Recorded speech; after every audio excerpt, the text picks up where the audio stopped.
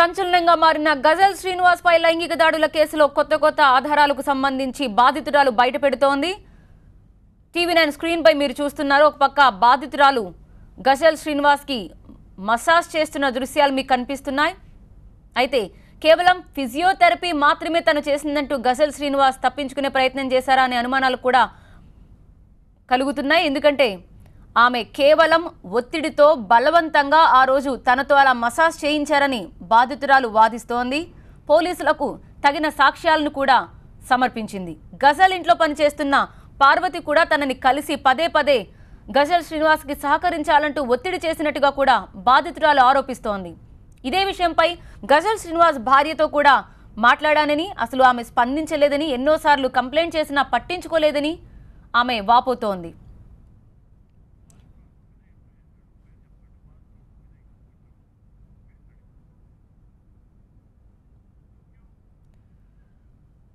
ఎన్నోసార్లు తను చెప్పిన మాట వినకపోతే ఉద్యోగుల నుంచి తీయించేస్తానంటూ తను ఇబ్బంది పెట్టాడని బాధితురాలు చెప్తోంది. ఇంకా ఆమె ఏమంటోందో మా ప్రతినిధి విజయ్ అందిస్తారు.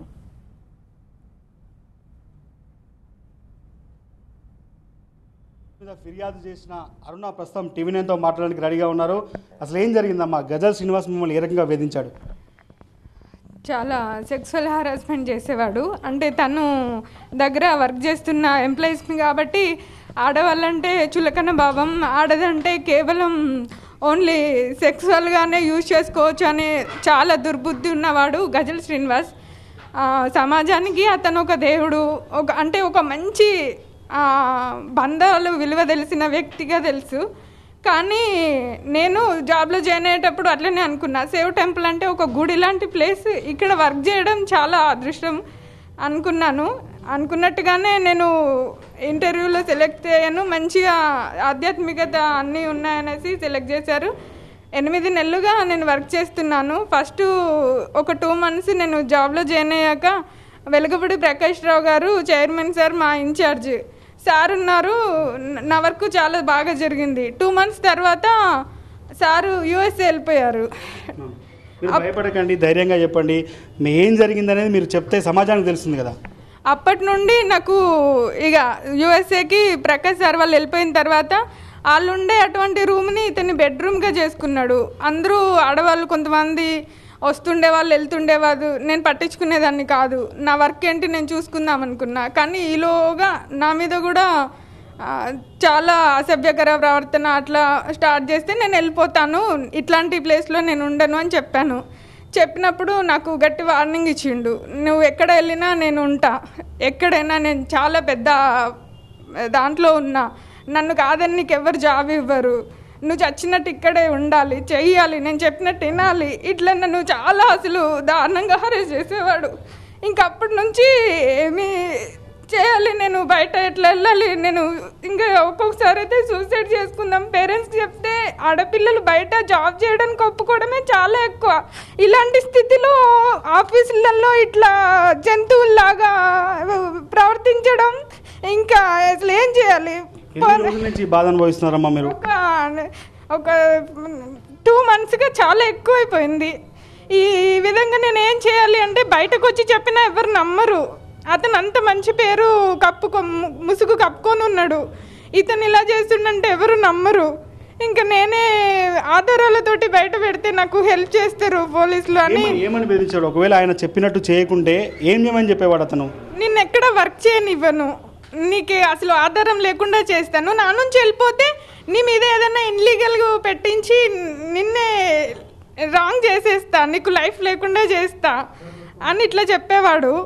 ఇట్లా చెప్పడం వల్ల నేను ఏం ఆలోచించాలో అర్థం కాలేదు. బయట చెప్దామంటే ఎవరు నమ్మరు, ఫ్రెండ్సే నమ్మరు. ఫస్ట్ ఆ వాతావరణంలో అక్కడ నా చుట్టుపక్కల వాళ్ళే నమ్మరు. ఇంకేం చేయను అని కెమెరా పెట్టి అతని ఇన్లీగల్ అంతా బయట పెట్టాను. తీసుకొచ్చి నేను పోలీస్ వాళ్ళకి. మిమ్మల్ని ఏ రకంగా వేధించింది పార్వతి? ఏ రకంగా మిమ్మల్ని ప్రెజర్ చేసింది? పార్వతి చాలా చెడ్డ అమ్మాయి అండి. ఆడదాన్ని కూడా అర్థం చేసుకోకుండా నా పని నేను చేసుకునేదాన్ని. కానీ నువ్వు ఇలా ఉండాలి, సార్కి నువ్వు అంటే చాలా ఇష్టం, నువ్వు చేస్తే నా లైఫ్ లాగా నీ లైఫ్ కూడా సెటిల్డ్ ఉంటుంది, నాకు అన్నీ చేస్తారు, అన్నీ ఇస్తారు, నేను సెక్స్లో పాల్గొంటా, నువ్వు కూడా పాల్గొను అని చెప్తుండేది. సార్ కూడా నన్ను పార్వతికి నేను చాలా డబ్బు వాళ్ళ ఇంట్లో ఫర్నిచర్ అన్నీ ఇచ్చిన, నిన్ను అట్లనే చూసుకుంటాను, నీ లైఫ్ సెటిల్ కావాలంటే నువ్వు నాతో ఉండాలంతే, ఇట్లనే మాట్లాడేవాడు. చాంబర్లో కుటుంబ సభ్యులకు చెప్పిన ప్రయత్నం చేశారా, ఫ్రెండ్స్కి చెప్పుకున్నారా? నాకు హరాస్మెంట్ ఎక్కువైన కొద్దీ మా పేరెంట్స్ నేను సెలవు ఇవ్వకపోవడం ఇట్లాంటివన్నీ గమనించారు. చెప్పాను కానీ ఇంత ఇది ఉంది అంటే రేపు నన్ను ఎవరు నమ్మకపోవచ్చు అని నాలో నేనే బాధపడేదాన్ని. అంటే మీరు ఎప్పటి నుంచి ఆయన దగ్గర నుంచి ఇటువంటి వ్యవహారాన్ని ఎదుర్కొంటున్నారు? ఒక అంటే చిన్నగా స్టార్ట్ అయింది, 4 months అయిపోయింది. చిన్నగా ఒక 2 months నుంచి అసలు విపరీతమైన టార్చర్. ఇంకా ఇట్లాంటి జాబులు చేసే కన్నా ఆడపిల్లలు అసలు ముందుకు రావడానికి భయపడే పరిస్థితులు ఈ రోజుల్లో ఇట్లాంటి వాళ్ళ వల్ల. ఎట్లా ఎదుర్కొన్నారు మీరు? ఎట్లా రికార్డ్ చేసి పోలీసులకు ఏమేమి సాక్ష్యాలు ఇచ్చారు? నన్ను ఏ విధంగా రూమ్లోకి రమ్మని అంటే రూమ్లోకి వాళ్ళిద్దరు వెళ్ళిన తర్వాత అతను పడుకొని డ్రెస్ లేకుండా అట్లా చేసుకుని తర్వాత అతను సైకిల్ చేసుకొని ఆమెను రమ్మందామని ఇట్లా సైకిల్ చేస్తుంటే ఆమెను పిలుచుకొస్తా అని ఆమె వచ్చి నన్ను తీసుకెళ్ళి ఆయన పక్కన ఇక్కడ ఉంది అంటే ఆయన చెద్దరి తీసేసుకొని కాళ్ళు ముందుకు జాపి ఒత్తమనడం ఇట్లా అన్నీ చేసేవాళ్ళు. కానీ పార్వతి చెప్తుంది 20 సంవత్సరాల నుంచి నేను దగ్గర పనిచేస్తున్నాను, అట్లా ఎప్పుడు బిహేవ్ చేయలేదు. మొన్న జరిగిన ఇన్సిడెంట్ కూడా యాక్సిడెంట్ అవ్వడం వల్ల నొప్పి ఉంది, మీరంతటి మీరే మసాజ్ చేస్తారని మీరే అన్నారని ఆమె చెప్తున్నట్టు అనమాట. నేను ఏ రోజు అనలేదు, నేనే కాదు ఏ ఆడపిల్ల అనదు. ఆత్మగౌరవం చంపుకొని బతకడం కన్నా ఇక్కడ పని చేసుకొని అనుకుంటుంది తప్పితే అట్లాంటి నీచమైన పనులు చేసి పేరెంట్స్కి తలవంపులు తీసుకురాదు ఏ ఆడపిల్ల కూడా. ఈ రోజుల్లో ఎంత డబ్బున్నా ఎంత చదువున్నా కానీ అమ్మాయిని ఐఏఎస్ కూడా ఆఫీసర్ కూడా ఒక దగ్గర ఉద్యోగం చేస్తుంది. అలాంటిది నేను కూడా అంతే చిన్నదో పెద్దదో చేసుకుంటాను, కానీ నన్ను హింసించొద్దు నేను వెళ్ళిపోతాను అన్నప్పుడు ఆమె చాలా ప్రేరేపించింది. అట్లా కాదు ఇట్లా కాదు అంటే వాళ్ళకి బయటకి నన్ను వెళ్ళనివ్వరంట. రేపు నన్నే అతని అధికారంతో అతనికి ఉన్న విఐపి సర్కిల్ తోటి నన్నే ఏదో ఒకటిగా బెదిరించాడా? నాకు విఐపీస్ తెలుసు, నాకు సెంట్రల్ గవర్నమెంట్లో జాబ్ పెట్టిస్తాను, నాకు ఇన్ఫ్లుయెన్స్ చేశాను, ఈ విషయాలని చెప్పాడా మీకు? నేను కాబోయే గవర్నర్ని నీకు సెంట్రల్ జాబ్ పెట్టిస్తాను కూడా అన్నాడు. ఇవన్నీ అనగా నేను 20 ఏళ్ళుగా నేను ఈ సార్తోనే ఉంటున్నా. నాకు పెళ్ళి అనేది పిల్లలు అనేది నార్మలే. పార్వతి చెప్తుండేది నన్ను అలా ఉండమని, నేను ఉండను. కన్నా తండ్రిలాగా చూసుకున్నాడు అని చెప్పి మీడియాకి ఆమె చెప్తున్నటువంటి మాటలు. కట్న తండ్రి కాదు కదా, సాటి నా బిడ్డ లాంటి ఆడపిల్లను కూడా ఏ రోజు ఆయన చూసుకోలేదు. చాలా హింసించేవాడు, రాత్రుల్లో టైమింగ్ పెంచేవాడు, అతనికి కాసేపు కూర్చొని ముచ్చట పెట్టలేదని ఇంకా కొంచెం వర్క్స్ ఎక్కువ పెంచేవాడు. ఇట్లా నానా రకాల హింస. అసలు నేను చాలా చెప్పుకున్నా. గజల్ శ్రీనివాస్ వాళ్ళ వైఫ్కి కూడా చెప్పిన, మీరు వాళ్ళ వైఫ్కి చెప్పినప్పుడు ఏమంది అంటే క్లియర్గా చెప్పలేదు, మీరు ఆఫీస్కి పట్టించుకోవట్లేదు, రావట్లేదు, మీరు రాకపోవడం వల్ల మాకు ఇలాంటి ఇబ్బందిగా ఉంది మేడం, వర్క్ మంచిగా అవుతుంది, మీరు రండి అని కూడా ఆమెకి ఇండైరెక్ట్గా చాలా విధాలుగా చెప్పిన. కానీ ఎవరు ఇందులో ఇంకా ఏం చేయలేరు అని నేనే కెమెరా పెట్టి ఎవిడెన్స్ ద్వారా పోలీసులకు వచ్చి చెప్తే నాకు చాలా సహాయం చేశారు పోలీసులు. నేను అసలు ఫస్ట్ ఆయనకున్న ఇన్ఫినాలిటీ వల్ల నేను పట్టించుకోరనుకొని ఇన్ని రోజులు భయపడే ఉన్నా. కానీ నాకు ఆధారాలు ఉన్నాయమ్మా, పోలీసులు ఉంది, ఇలాంటి మీకోసమే అమ్మా, మీ బాధపడే వాళ్ళ కోసమే అని నాకు చాలా ధైర్యం చెప్పి ఇక్కడ దాకా. ఇప్పుడు మీరు పనిచేస్తున్న ఆఫీస్లో 5 వ్యక్తులు ఉంటారు, వాళ్ళందరి ముందే ఇదంతా జరిగేదా? ఆఫీస్లో పనిచేస్తున్న అందరికీ తెలుసా? అందరికీ తెలుసు. అందరికీ నేను నా పక్క ఎంప్లాయీస్కి నేను చెప్పుకొని ఏడ్చిన, ఎక్కడ వెళ్తున్నావు అంటే నన్ను కాళ్ళు ఒత్తడానికి రమ్మంటుండు ఇట్లా అని చెప్తుంటే కూడా ఏడ్చిన సందర్భాలు చాలా ఉన్నాయి. అప్పుడు వాళ్ళు ఏమన్నారంటే, సార్ పెద్దయినా ఆయనను ఎదిరించి మనం ఏం అనలేము, మనం జాబ్ చేసుకునే వాళ్ళము, బతికే వాళ్ళము, అతన్ని ఎదిరించడం మన స్తోమతికి సరిపోదు అని చెప్తుండే వాళ్ళు. అంటే మీరు ఆ చివరి రోజు చేసినటువంటి ఆ ఫిజియోథెరపీ మీ ఇష్టపూర్వకంగా చేశారని వాళ్ళు ఆరోపిస్తున్నారు. నిజంగానే మీరు ఆ ఫిజియోథెరపీ అసలు చేశారా? ఆయన మిమ్మల్ని అడిగాడా? ఆయన ఫిజియోథెరపీ అంటే ఇప్పుడు నేను ఇందులో చూశాను, ఫిజియోథెరపీ అనేది ఇక్కడ ఉంది. ఈ పార్ట్లో ఆయన అసలు ఇప్పుడు నేను ఇచ్చిన ఎవిడెన్స్లో ఈ పార్ట్లో నొప్పికి కానీ ఇదిని కానీ కాదు, ఆయన చేసుకుంది ఓన్లీ ప్రైవేట్ పార్ట్స్ మసాజ్ ఆమె చేస్తుంది. ఆమె రకరకాలుగా ఆమె ఇప్పుడు ఏం చెప్పింది అక్కడ చెప్పింది. యాక్చువల్గా ఈ మాటలు చెప్పచ్చో లేదు, ఆమె పిర్రలకి చేసేది మసాజ్. ఇక అది అక్కడ డాక్టర్ ఫిజియోథెరపీ చేసుకోమని ఏమన్నా ప్రూఫ్ ఇచ్చాడా? పార్వతి పదే పదే మిమ్మల్ని ఇబ్బంది పెట్టింది, మసాజ్ చేయమందా లేకపోతే ఇంకా వేరే అభ్యంతరకరమైన పనులు చేయమని చెప్పి డైరెక్ట్గా అడిగేదా? నేను సెక్సువల్గా పాల్గొంటున్నా, నా లైఫ్ బాగుంది, నువ్వు బాగా అవ్వాలంటే నువ్వు మంచిగా ఉండాలి, సార్కి అనుకూలంగా ఉండాలి అని చెప్పేది. నేను అలాంటి పనులు నేను చేసేదాన్ని కాదు, అలాంటి ఇంటి నుంచి నేను రాలేదు, నేను అలా చెయ్యను అని నేను చాలా మంచిగా చెప్పిన. ఫస్ట్ వినలేదు, వినకపోగా నాకు రేపు లైఫ్ లేకుండా చేస్తాను, నన్నే బెదిరించిర్రు, ఇంకా ఎంత దూరమైనా వెళ్తా అన్నారు. నేను ఎక్కడ ఏం చేయలేక ఈ వీడియో ద్వారా మీరు ఇంత పెద్ద వ్యక్తి పైన ఫైట్ చేస్తున్నారు, బయటకు వచ్చారు, ఇట్లాంటి ఆడపిల్లకు మీరు ఇచ్చే మెసేజ్ ఏంటి? నేను ముందు ఫస్ట్ ఒకటి చెప్పాలి, వాళ్ళు చాలా పెద్దవాళ్ళు. రేపు నేను కెమెరా పెట్టినప్పుడు దొరికిపోతే నా సర్కిల్ ఫ్రెండ్స్కి చెప్పిన, నేను దొరికిపోతే పట్టుబడతాను, వాళ్ళు చంపేస్తారో లేకపోతే నన్ను ఇంకేదన్నా చేస్తారో తెలీదు, కానీ నెక్స్ట్ జనరేషన్కి నేను పలానా చోట కెమెరా పెడుతున్నా, దాన్ని పట్టుకోండి, ఎవరికైనా హెల్ప్ ఇట్లా అవసరం అనుకుంటే ధైర్యం చేయాలి. ఆడపిల్లలు మనం ఉద్యోగం చేస్తున్నామని వాళ్ళు పక్కలు పడుకోవద్దు, నేను ఒక ఆదర్శం కావాలి అంతే. ఇంకొక ఈ గజల్ శ్రీనివాస్ అనేవాడు గతంలో ఎంతమందిని ఎన్ని రకాలుగా వేధించాడో మీకేమైనా ఆ సమాచారం ఉందా? ఆ ఆఫీస్లో వేరే మహిళలు రావడం కానీ వేరే అమ్మాయిలు రావడం కానీ ఇట్లా ఎప్పుడైనా జరిగిందా? జూనియర్ ఆర్టిస్టులు వాళ్ళు వీళ్ళు ఇతని కోసం వస్తుంటారు, ఇంకా కొంతమంది వస్తుంటారు. కొన్ని సమయాల్లో మమ్మల్ని అప్పటికప్పుడు కూడా బయటకు పంపించేస్తాడు, ఆఫీస్ స్టాఫ్ని అందరినీ. అతని కార్యకలాపాలు కొనసాగించడం కోసం మమ్మల్ని బయటకు పంపించేస్తాడు. మేము అందరం వెళ్ళిపోయిన సందర్భాలు చాలా ఉన్నాయి. లీగల్ యాక్టివిటీస్ జరిగాయా? జరుగుతాయి, ఎప్పుడు జరుగుతాయి. అతనికి అవసరం ఉన్న ఏదైనా జూనియర్ ఆర్టిస్టులు కానీ ఎవరన్నా వస్తే అతను ఆ విధంగా ఆ ప్లేస్ మంచిది కాదని నేను వెళ్ళిపోదామని ఎంత ట్రై చేసినా నన్ను బ్లాక్మెయిల్ చేసేవాడు. ఇంకా దాంతో నేను ఏం చేయలేక, నేను సాక్ష్యం ఉంటే తప్ప నాకు చెల్లుబాటు కాదు ఈ విషయం అనేసి నేను ఫైనల్గా వాళ్ళ వైఫ్కి మీరు చెప్పిన సమయంలో ఏం జరిగింది అదొకటి చెప్పండి. మేడం మీరు రావట్లేదు, ఈ మధ్యలో వస్తున్నప్పుడు చాలా అవంతరాలు అంతా ఏదో డిస్టర్బెన్స్ ఉన్నాయి మేడం, మీరు రావాలి, మీరు వచ్చినప్పుడు చాలా ఉంటుంది, మీరు లేనప్పుడు పార్వతి నన్ను చాలా ఇబ్బంది పెడుతుంది, ఆమె టైమింగ్స్లో ఆమె వేరే వర్క్ చూసుకుంటుంది, కాఫీ ఇవ్వడం కానీ ఇవి కానీ ఎటువంటి పనులు చేయట్లేదు, మీరు వచ్చి గమనిస్తే అర్థమవుతుంది మేడం అని చాలాసార్లు చెప్పాను. కానీ ఆమె వస్తానులేండి అని అలా మాట్లాడేది. ఒక ఆడబిడ్డగా, ఒక ఆడపిల్లగా ఇటువంటి వ్యక్తులకు, ఇటువంటి మోసం చేసేటువంటి వ్యక్తులకు కావచ్చు మీరు ఇచ్చే మెసేజ్ ఏంటి? ఫైనల్గా అమ్మాయిలకైతే ఏం చెప్పదలుచుకున్నారు?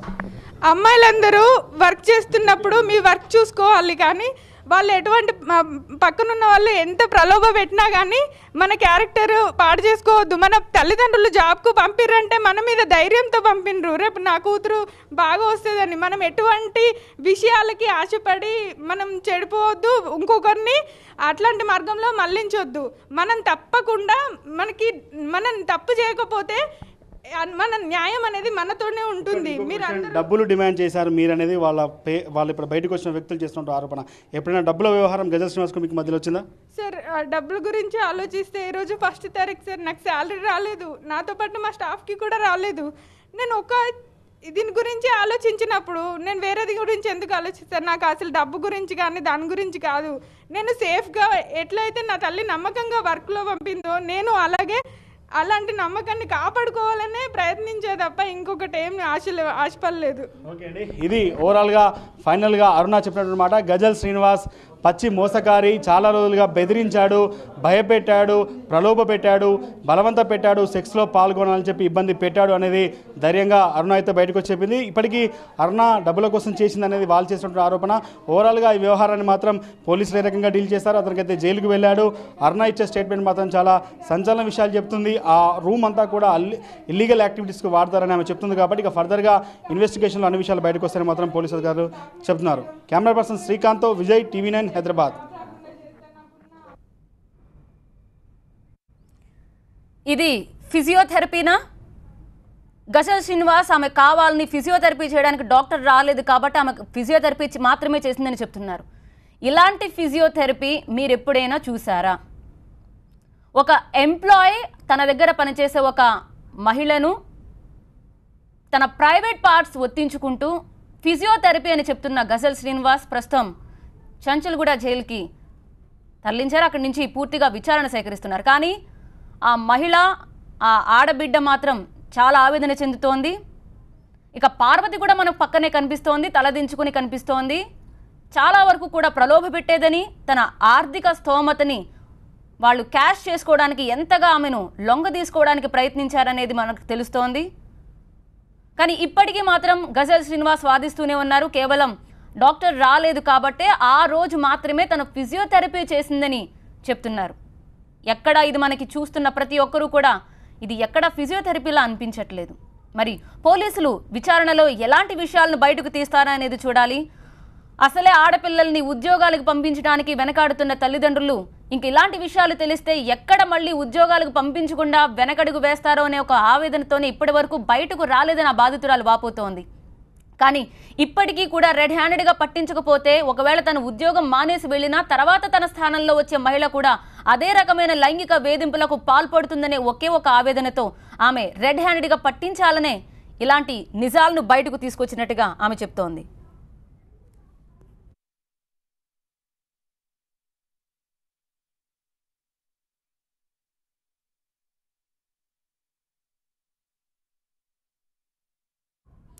మీరు TV9 స్క్రీన్పై చూస్తున్న ఈ ఫొటోస్, వీడియోస్ కొన్ని మాత్రమే. ఇంకా చూడలేని వీడియోస్ చాలా ఉన్నాయి, అందుకే చూపించలేకపోతున్నాం. పని మనిషితో గజల్ శ్రీనివాస్ గడిపిన వీడియోస్ కూడా పోలీసులకు ఆమె ఫిర్యాదులు పేర్కొన్నట్టు విధంగానే పోలీసులకు సబ్మిట్ చేసింది. అవి కూడా స్క్రీన్ మీద చూపించలేక ఆపేస్తున్నాం. సో కొన్ని ప్రైవేట్ పార్ట్స్ మసాజ్ చేయించుకుంటూ గజల్ శ్రీనివాస్ సేద తీరుతున్న ఫొటోస్ TV9 స్క్రీన్పై మీరు చూస్తున్నారు. తనకు సహకరించాలి అంటూ పార్వతి ఒత్తిడి చేసిన విషయం కూడా ఆమె స్పష్టంగా చెప్తోంది. అదేవిధంగా మనకు పార్వతి కూడా అక్కడే మనకి కూర్చున్న దృశ్యం కూడా కనిపిస్తోంది. ఇక బాధితురాలు ఒకే విషయం చెప్తోంది. 4 నెలలుగా తనని వేధిస్తున్నారని, 2 నెలల నుంచి విపరీతంగా తనని ఇలాంటి వేదనకు గురి చేస్తున్నారని, ఒప్పుకోకపోతే పని వేళలు పెంచడం, తన భార్యకు చెప్పినా కూడా పట్టించుకోకపోవడం, ఇవన్నీ కూడా ఆమె కళ్ళల్లో మనకి స్పష్టంగా కనిపించాయి. మరి గజల్ శ్రీనివాస్పై ఇప్పటికే కేసులు నమోదయ్యాయి. 354, 354A, 509 సెక్షన్ల కింద కేసులు నమోదు చేశారు పోలీసులు. ఇంకా మరింత విచారణ కోసం అతన్ని చంచల్గూడ జైలుకి తరలించి విచారిస్తున్నారు. మొత్తం మీద ఎప్పుడు అమ్మ పాటతో, పల్లెటూరి యాసతో ఎంతోమందికి గజల్స్ పాడుతూ తనను ఒక గుర్తింపు తెచ్చుకున్న గజల్ శ్రీనివాస్ లైంగిక వేధింపుల కేసులో ఇలా మీడియా ముందుకు రావడం మాత్రం ఒక సంచలనం. ఆమె చెప్తున్న దాని ప్రకారం ఆఫీస్లోనే ఒక బెడ్రూమ్ ఉండడం, అక్కడికి ఎంతోమంది అమ్మాయిలు రావడం, ఇవన్నీ కూడా తను చూశారని, కానీ తననే టార్గెట్ చేస్తూ ఒక్కసారిగా ఇంత లైంగిక వేధింపులకు గురయ్యేటప్పటికీ తను ఇంకా బయటకు రాక తప్పదని నిశ్చయించుకుని ఇలా కెమెరా పెట్టి కావాలని ఫొటోస్ అన్ని సాక్ష్యాలు సేకరించిన తర్వాత ఇప్పుడు పోలీసుల ముందుకు వచ్చారని చెప్తోంది.